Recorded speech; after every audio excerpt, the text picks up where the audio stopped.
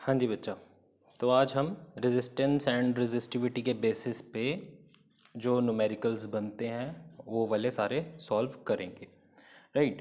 पर मैं सिर्फ एक आधा ही इजी वाला करवाऊंगा, एक ही मतलब कि आधा नहीं एक ही इजी वाला करवाऊंगा, नॉट लाइक ज़्यादा बाकी जौन से इम्पोर्टेंट वाले हैं वो ज़्यादा करवाऊंगा।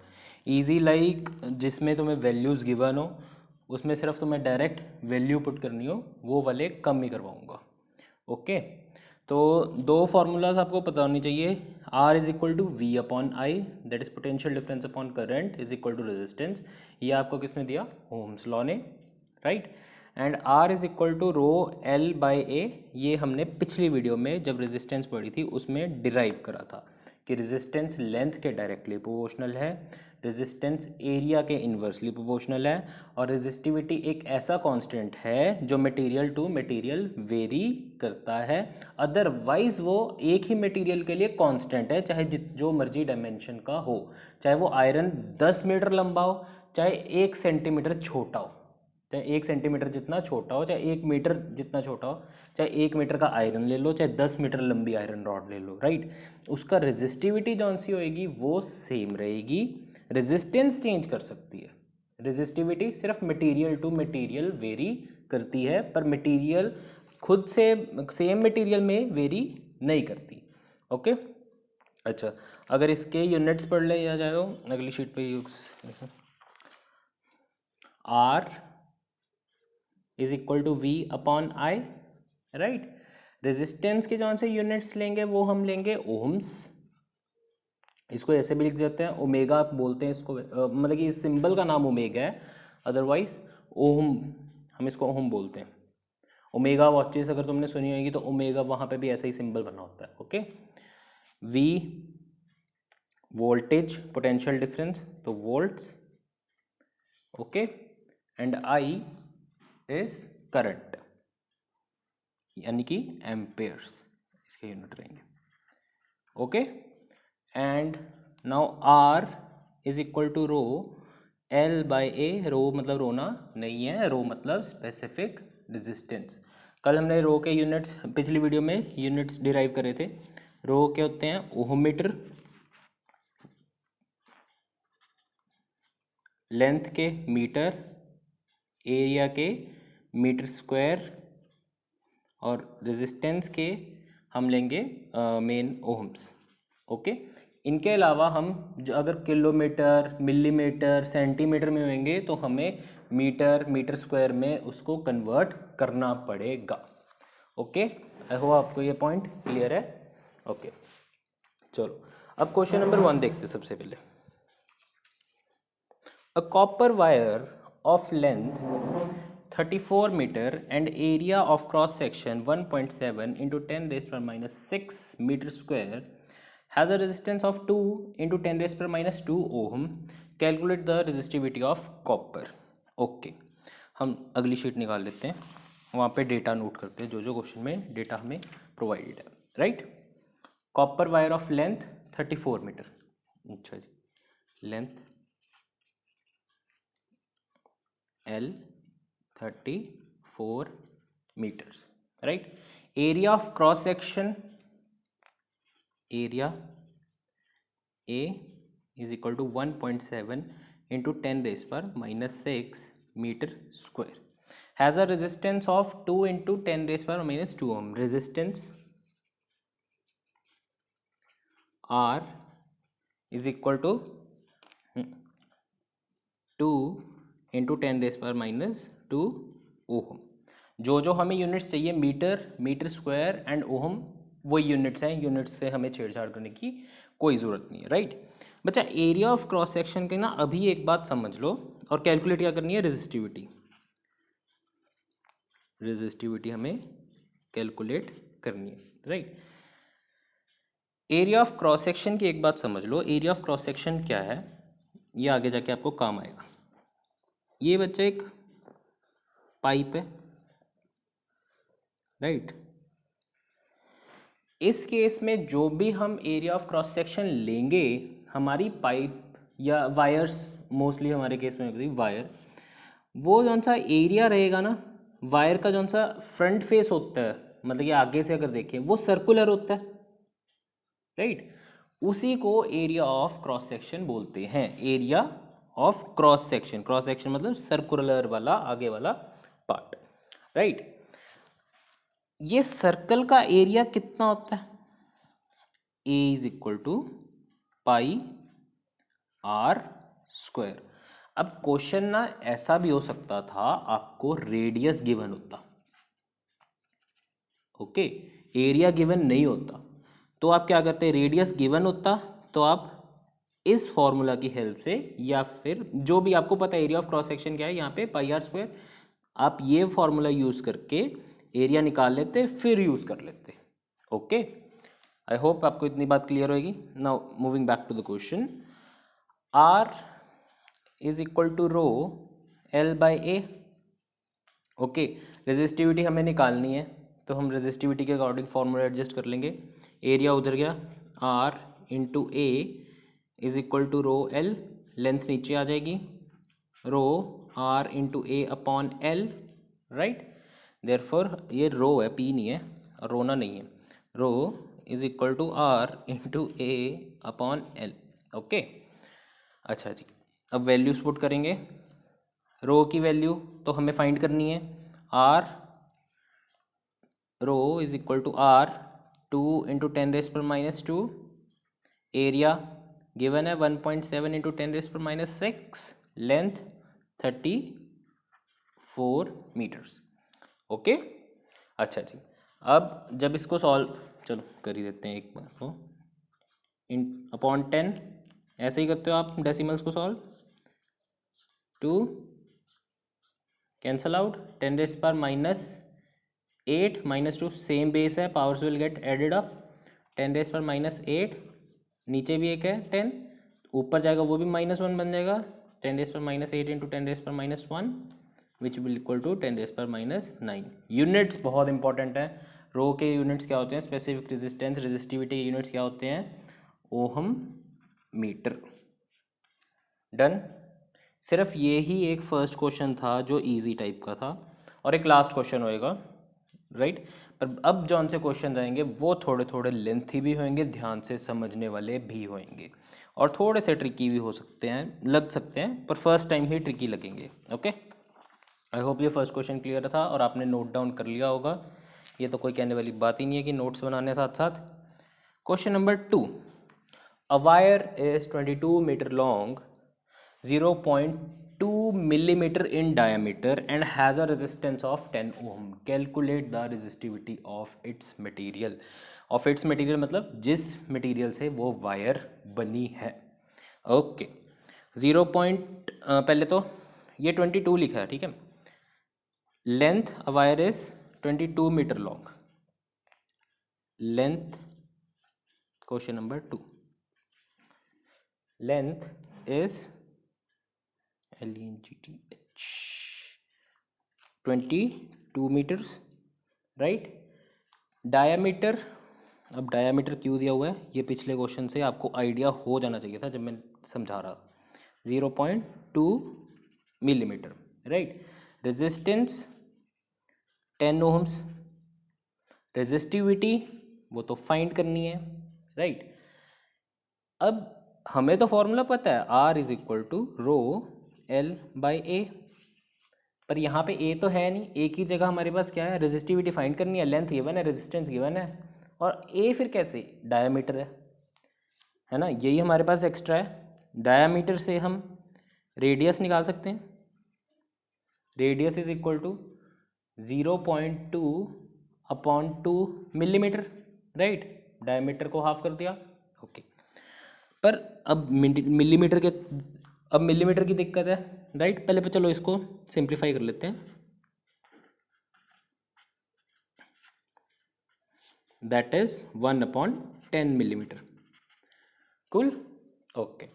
नाउ एरिया, नहीं पहले मिलीमीटर तो हमें चाहिए नहीं क्योंकि हमें मीटर्स चाहिए, राइट। एरिया मीटर स्क्वायर में आए ताकि 1 मिलीमीटर, या फिर ऐसे लिखो 1 metre is equal to 1000 millimetres, right. Therefore 1 millimetre is equal to 1/1000 metres and 1/10 millimetre निकालने हमें 1/1000 इंटू 1/10 मीटर्स। यूनिटरी मेथड से हमने निकाल लिया that 1/10 millimetres is equal to 1/10,000 metres. Okay, now area, cross section क्या थी, सर्कुलर थी, राइट। वायर की क्रॉस सेक्शन कैसी होती है, सर्कुलर होती है, तो उसका एरिया का फॉर्मूला क्या हुआ, pi r square. Okay, pi 22/7, r 1/10,000 into square है तो 1/10,000 एक और बार, तो ये आपका एरिया हो गया। बच्चों मैं ना एक बात कहना चाहूँगा, जो बहुत बार बच्चे मेरे गलती करते हैं वो ये है कि आप इसको अभी सॉल्व मत करो। रादर किसी भी न्यूमेरिकल्स में, मोस्ट ऑफ द न्यूमेरिकल्स में कभी भी इनिशियली सॉल्व मत करो, क्योंकि अभी तो एरिया हमें इस वैल्यू में भी वापस से पुट करना है, राइट। तो क्या पता है इसमें कटिंग ही हो जाए, ठीक है ना, तो अभी के लिए मत पुट करो। ओके, नाउ अब हमें रेजिस्टिविटी निकालनी है। रेजिस्टिविटी के अकॉर्डिंग फॉर्मूला एडजस्ट करा तो हमारे पास क्या आता है, resistivity is equal to R into A upon L. पिछले क्वेश्चन में का याद ही होएगा, रेजिस्टेंस 10 ओहम्स, ओहम में यूनिट चेक करते रहना, राइट। एरिया इतनी बड़ी वैल्यू बहुत काम आएगी अपने,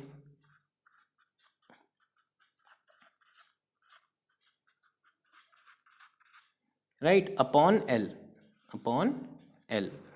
22 मीटर्स। 22/1 भी लिख लेता हूँ ताकि इजीली ऊपर पलट सके, जो 1 को पकड़ के पटक। 10 into 22/7 into 1/10,000 into 1/10,000 into 1/22, right.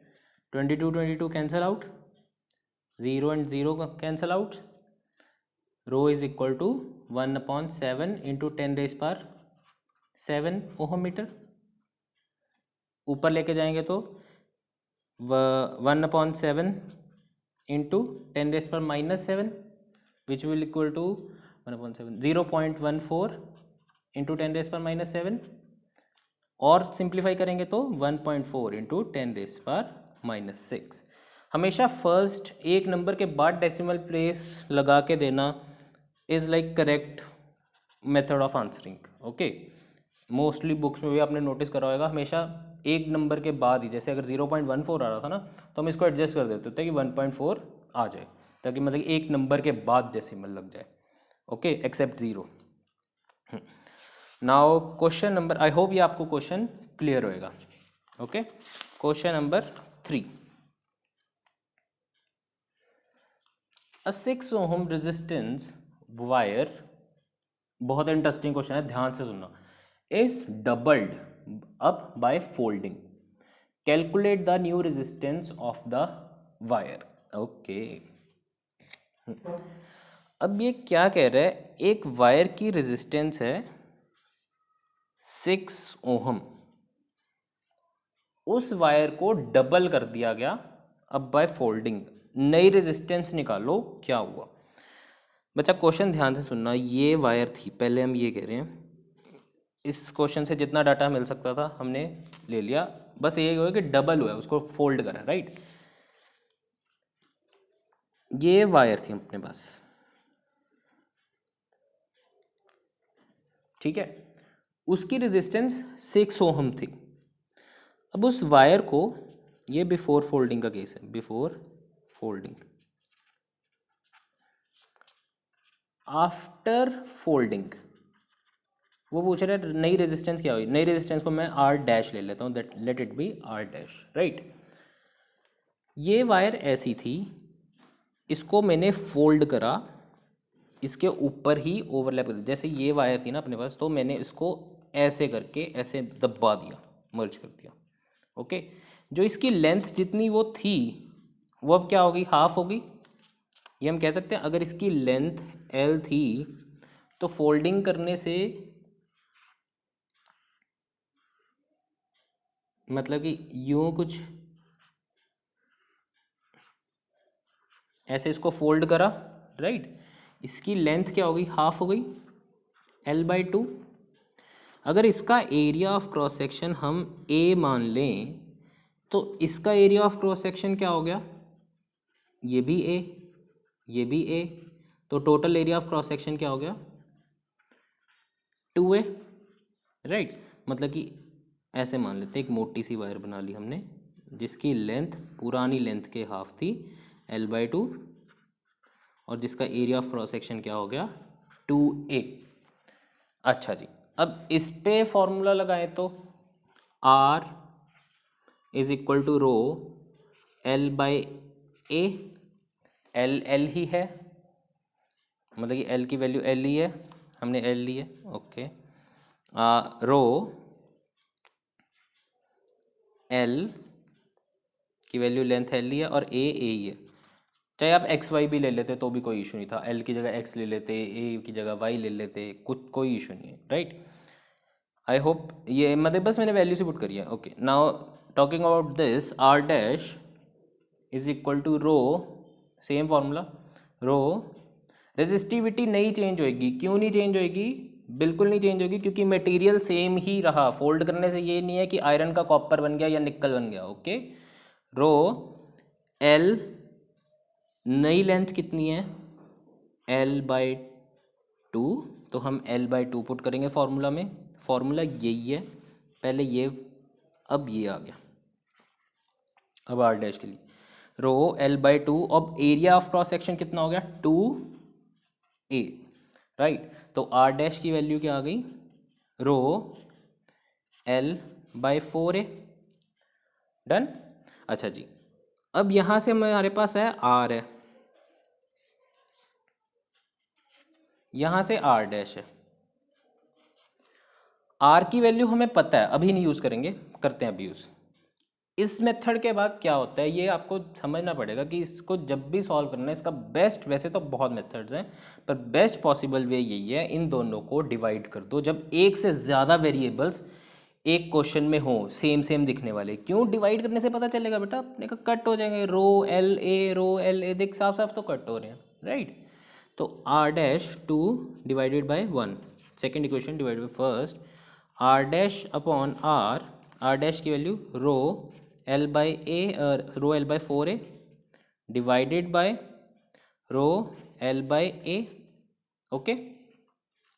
इसको अगर सिंप्लीफाई करें तो रो L/4A इंटू A/रो L, राइट। रो और रो कैंसल आउट, A और A कैंसल आउट, L और L cancel out, is equal to 1/4, okay.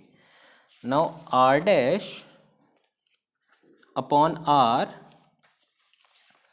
Is equal to 1/4। R की value क्या थी, 6 ओहम, हम इसमें पुट कर दें, R dash upon 6 is equal to 1/4, right. R dash is equal to 6/4, R dash is equal to 1.5 ohms, ohm नहीं लगाना भूलना, okay.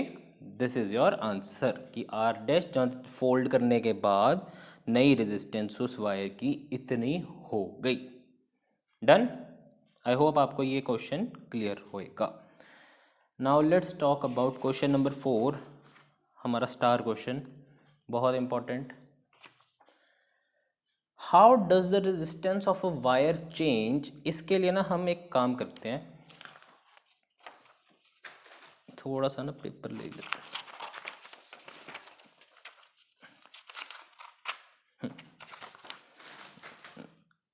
How does the resistance of a wire change when its length is tripled. Resistance कैसे change होती है जब उसकी length triple होती है, डायमीटर ट्रिपल होता है, 3 अलग अलग केस है, ओके। उससे पहले हम क्या करते हैं, हम एक मेन केस बना लेते हैं, पहले एक फॉर्मूला लिख लेते हैं, R is equal to rho L/A, okay. How does the resistance of a wire change, अभी चेंज नहीं करी, चेंज करने से पहले वाला केस हम पहले उसको लिख लेते हैं। चेंज करने से पहले वाले केस में रेजिस्टेंस क्या थी, लेट अस से R, let resistance be R, right? Length of the conductor L, area A, area cross section का था तो थोड़ा सा इसको और डिटेल में जाते हैं। रेडियस उसका था R and diameter, therefore diameter is equal to 2R, right? Resistance, length, area, resistivity, rho. हमने सारे वेरिएबल्स ले लिए जो भी हमारे इस फॉर्मूला में आते हैं। तो हमारे पास अब ये बिफोर चेंजिंग का, बिफोर कोई चेंज नहीं हुआ, right? R resistance is equal to rho L by A. Area क्या है? पाई आर स्क्वायर, हम वो भी वैल्यू पुट करते हैं, rho L by pi r square, right? ये हमने इस फॉर्मूला से हमें पता है। Okay, case number 1, case number 1 क्या कहता है? रेजिस्टेंस क्या हुई? ट्रिपल हुई, सॉरी लेंथ क्या हुई? ट्रिपल हुई, राइट? जब बाकी सारी चीज़ें नहीं चेंज करी, ये सारी चीज़ें एज इट इज़ ही हैं, मतलब कि रेजिस्टेंस जौन सी है नहीं, क्यों नहीं चेंज होगी? रेजिस्टेंस भी तो चेंज होएगी ऑब्वियसली अगर लेंथ चेंज हो रही है। हमने कल पढ़ा था रेजिस्टेंस और लेंथ, लेंथ अगर बढ़ती है रेजिस्टेंस भी बढ़ती है। उप्स, पहले ही आंसर निकल गया। तो बढ़ेगी, पर कितनी बढ़ेगी वो हमने निकालनी है। रेजिस्टेंस R1, लेट अस से R1, फर्स्ट केस में R1, लेंथ कितनी चेंज हुई? ट्रिपल हो गई, पहले पुरानी L थी तो अब कितनी हो गई? 3L। एरिया कितना था? ए, एरिया ऑफ क्रॉस सेक्शन के बारे में उसने चेंज करने के लिए कुछ कहा? नहीं कहा, तो एरिया अभी भी ए ही रहेगा, रेडियस अभी भी R ही रहेगी, डायमीटर भी 2R ही रहेगी, राइट? रेजिस्टिविटी, मटेरियल तो चेंज हुआ नहीं तो रेजिस्टिविटी भी सेम ही रहेगी। फॉर्मूला में पुट करें, R is equal to rho L by A, R1 resistance, rho नहीं रोएंगे, लेंथ 3L बाय ए। यहाँ पे एरिया फिर कितना आ जाएगा? पाई आर स्क्वायर ही रहेगा,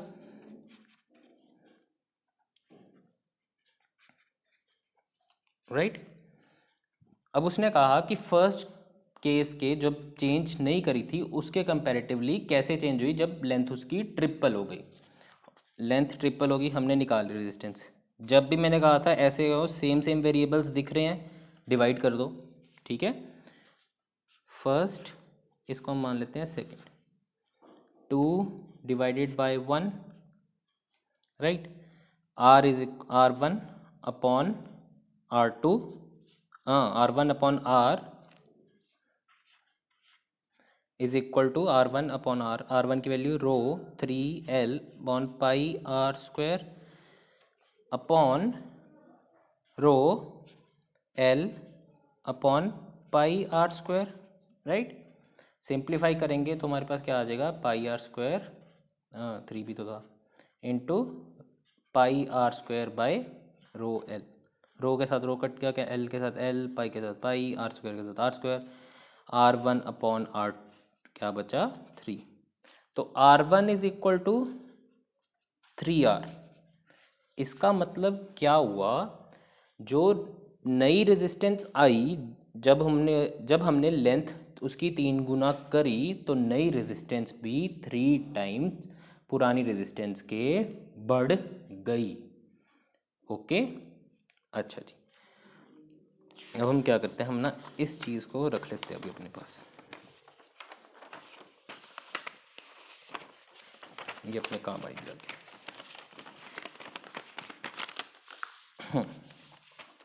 केस नंबर 2, केस नंबर 2 में उसने क्या कहा? Diameter is tripled. अच्छा जी, तो रेजिस्टेंस भी अब चेंज होगी क्योंकि एरिया के भी प्रोपोर्शनल होती है इन्वर्सली, राइट? तो अब रेजिस्टेंस कितनी हो गई? लेट अस से R2 हो गई।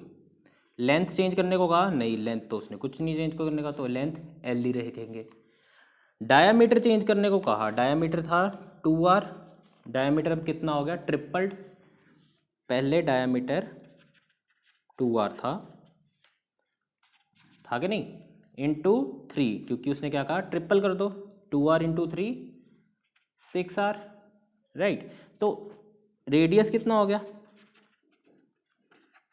3r डिवाइडेड बाई 2, तो एरिया कितना हो गया, पाई 3r square pi 9r square, right, या फिर इसको इजीली 9 पाई r स्क्वायर, इतना हो गया एरिया। ओके, रेजिस्टिविटी चेंज होएगी, नहीं होएगी, मटेरियल तो चेंज करा ही नहीं, मटेरियल थोड़ी उसने चेंज करने वाला था, रेजिस्टिविटी अभी भी रो ही है।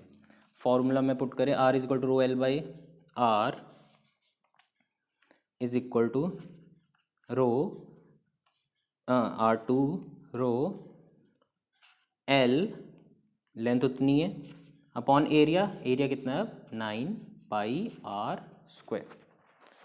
अब फिर से वो पूछ रहे कि कितनी चेंज हो गई जब डायमीटर ट्रिपल हुआ, सिर्फ डायमीटर ट्रिपल हुआ, राइट। तो क्या हुआ, फर्स्ट केस, इस इक्वेशन को हम थर्ड मान लेते हैं, फर्स्ट में हमारे पास ये था, थर्ड में ये हो गया। फर्स्ट मतलब कि जब कुछ चेंज नहीं करा था, 3 divided by 1 R2 upon R is equal to rho L upon 9 pi r square into pi r square upon rho L। ये कैसे आया पता ही है तुम्हें, डिवाइड कर दिया फिर उसको ऊपर उल्टा कर दिया, right. Rho cancel, length cancel, pi cancel, r square cancel, R2 upon R is equal to 1 upon 9, this implies R2 is equal to R upon 9। वैसे तुम देख रहे हो दोनों बातें सेटिस्फाई होगी, कौन सी, जब हमने कहा था कि लेंथ बढ़ती है, लेंथ और रेजिस्टेंस का डायरेक्ट का रिलेशन है, तो जैसे हमने लेंथ ट्रिपल करी तो रेजिस्टेंस भी ट्रिपल हो गई, मतलब कि बढ़ गई directly.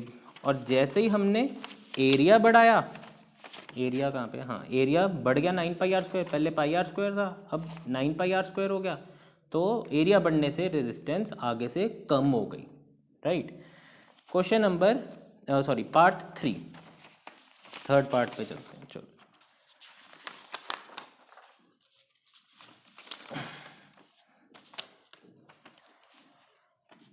It's material is changed, अब मटीरियल चेंज हुआ, मटीरियल चेंज मतलब रेजिस्टिविटी चेंज होगी, to one whose resistivity is 3 times. अच्छा जी, बाकी सब सेम है, रेजिस्टेंस भी R है, लेंथ भी L है, एरिया नहीं चेंज हुआ, स्टिल पाई r स्क्वायर का पाई r स्क्वायर ही है, पर रेजिस्टिविटी कौन सी है, वो 3 रो हो चुकी है, राइट। R 3 रेजिस्टेंस चेंज हुई है, R3 इज इक्वल टू रो, अब रो कितना है, 3 रो है, तो 3 रो ही पुट करेंगे value, okay. L length upon area pi r square, right. R1 में फर्स्ट केस में कितना था जब चेंज नहीं हुआ था, let's call it equation number 4, जब चेंज नहीं हुआ था तो क्या था, ये 4 divided by 1, okay. R3 upon R is equal to rho L pi r square into pi r square 3 rho L, right, ओई 3, right, pi r square rho L, तो R3 is equal to upon R is equal to 3, this implies R3 is equal to 3R। जब हमने उसको ऐसे material से replace करा जिसकी resistivity 3 times है, तो उसकी रेजिस्टेंस भी ओवरऑल, नई रेजिस्टेंस भी 3 टाइम्स हो गई। आई होप ये स्टार क्वेश्चन आपको बहुत पसंद आया होगा, ये बहुत इंपॉर्टेंट क्वेश्चन है, इसका हो सकता है शायद आपको सिर्फ एक ही पार्ट आ जाए, अगर आपको कोई ज़्यादा टीचर मतलब कि आपको तंग करना हो टेस्ट में, तो वो ये सारा क्वेश्चन डाल देगा सिर्फ एक, पर मतलब कि 1 मार्क में एक पार्ट आ सकता है। आई होप क्लियर होगा आपको ये। क्वेश्चन नंबर 5, अरे शीट ही खत्म हो गई, चलो एडजस्ट कर लेंगे। क्वेश्चन नंबर 5 क्या कहता है, calculate the area of cross section of a wire if its length is, ये 0.5 मीटर लिखा हुआ है मैंने, ओके, आई होप आपको क्लियर होगा। 0.5 मीटर है, अरे यार चेयर बार बार एडजस्ट करनी पड़ रही है।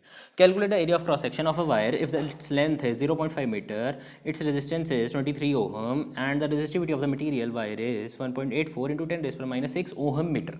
ओके, रेजिस्टेंस, अरे यार जो दिया वो लिख लेना, लेंथ के स्पेलिंग में मत जाना, 0.5 metre, okay, resistance 23 ohms, resistivity 1.84 into 10⁻⁻6 ohm metre, जो यूनिट्स हैं वही चाहिए, जो चाहिए वही हैं। R is equal to rho L by A, area हमें चाहिए तो हम एरिया के अकॉर्डिंग एडजस्ट करेंगे, area is equal to rho L by R. एक ना बात बताता हूँ, चलो क्वेश्चन के होने के बाद बताता हूँ। 1.84 into 10⁻⁻6, right, length 0.5 metre, right, and 23 ohms. ऐसे ही करते हैं, मेरे को पता बच्चे मोस्टली डेसिमल हटा के 10 लगाना, 5 2 right upon 100, okay, 23 8 184 2 4, okay, 4 into 10⁻⁻6 upon 100 is equal to 4 into 10⁻⁻8, area है तो मीटर स्क्वायर। मैंने इस क्वेश्चन को थोड़ा सा और कॉम्प्लिकेटेड करने वाला था, वो कैसे हो सकता है, कॉम्प्लिकेटेड नहीं मतलब कि थोड़ा सा और ट्विस्ट। मैं आपको कहने वाला था कि इस क्वेश्चन में कि आप रेडियस निकाल लो, मतलब कि डायरेक्टली ये पूछता, ये ना कहता कि एरिया निकाल लो, यहाँ की जगह मैं कैलकुलेट द रेडियस कहने वाला था कि रेडियस निकाल लो। रेडियस निकालने का क्या मेथड होता, आप पहले एरिया ही निकालते, क्योंकि एरिया में ही तो रेडियस है ना, एरिया में ही तो A is equal to pi r square, यहीं पे जो रेडियस है। फिर एरिया की वैल्यू यहाँ से उठा के यहाँ पे पुट करते, 4 into 10⁻⁻8 is equal to pi r square, फिर इसको आर के लिए आप सॉल्व कर देते। ओके, आई होप आपको समझ आ गया होगा कि मैं क्या कहना चाह रहा हूँ। ओके चलो, अब ये लास्ट क्वेश्चन है। ये लास्ट क्वेश्चन बेसिकली बच्चा इसलिए है ताकि तुम्हारे आगे जब हम करेंगे ना तो इजी हो जाए, वरना ये बहुत बचकाना क्वेश्चन है, आधा मिनट भी नहीं लगेगा। क्वेश्चन 6, बैटरी 5 वोल्ट की है, करंट 2000 मिली एम्पेयर का है। ये सर्किट हमें सर्किट से रीड करना है कि बैटरी पोटेंशियल डिफरेंस 5 वोल्ट या फिर delta V is equal to 5 volt, कुछ भी लिख सकते हो जो आपको स्कूल में लिखवाया। करंट 2000 मिली एम्पेयर, पर हमें तो एम्पेयर में चाहिए, मिली एम्पेयर में चाहिए ही नहीं, तो एम्पेयर में चाहिए हमें, तो 1 ampere is equal to 1000 milli ampere. Milli का मतलब ही ये है यार कि मतलब कि वो 1000 के इक्वल होता है, 1 ampere is equal to 1000 milli ampere, right. Therefore 2000 अगर मिली एम्पेयर निकालना हो तो मल्टीप्लाई बाय 2 दोनों साइड्स को। आप जैसा यूनिटरी मेथड कर सकते हो वैसा कर लो, कोई इशू नहीं है। 2000 milli ampere is equal to 2 ampere, तो करंट क्या हो गया 2 ampere. R is equal to V upon I, okay, 5 volt, current 2 ampere, resistance is equal to 2.5 ohm. इस न्यूमेरिकल को करवाने का मतलब सिर्फ इतना सा था कि आपको सर्किट डायग्राम से भी पढ़ना आना शुरू हो जाए, राइट। आई होप आपको ये सारे क्वेश्चंस और न्यूमेरिकल्स क्लियर होंगे। चलो ओके बाय, प्रैक्टिस करते रहना बच्चा। चलो